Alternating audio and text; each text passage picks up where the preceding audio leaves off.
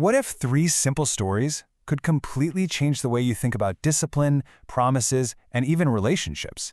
Well, today, we're diving into Ahmed Al Shugairi's book, 40, to pull out 3 lessons that might just do that. But first, think about it for a second. What's a story that has really, truly stuck with you? You know, it's funny how we often find the deepest wisdom in the simplest tales, and the book we're looking at today is just full of them. So we're pulling these from a reflection on the book 40, and we're really going to zero in on 3 anecdotes that are especially powerful.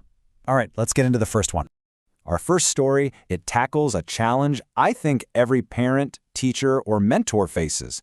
How do you teach an important lesson without accidentally causing some kind of long-term harm?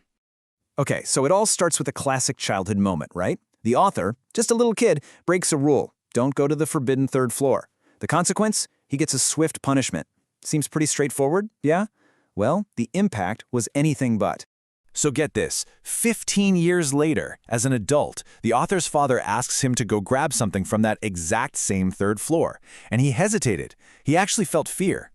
That one moment of punishment had created this deep-seated anxiety that lasted for more than a decade.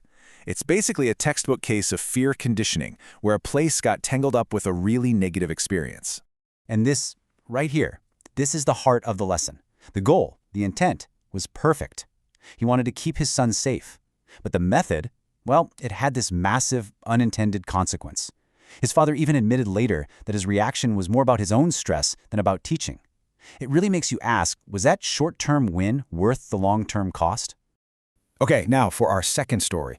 This one builds on that same idea of actions and consequences. It's all about the incredible power of your word and what it really means to keep a promise, especially when you're being tested. So here's how it went down. The author's father promises to find a plot of land for his sister. He finds one, he shakes on it, he gives the owner his word. But then comes the test. Later that very same day, his sister finds a different piece of land that she likes even better. So what does he do? He sticks to his original promise. And the crazy part? Months later, the land he bought absolutely skyrockets in value. And his whole reason was just, I gave the man my word. That was it. There was no contract, no legal pressure, just his honor. His word wasn't just some casual statement, it was a bond. It's such a powerful reminder of what integrity looks like when it's put into action. All right, our final story digs into a question that I think we've all faced at some point. Do you want to be right or do you want to keep the peace? This is a classic, and it's all about choosing your battles.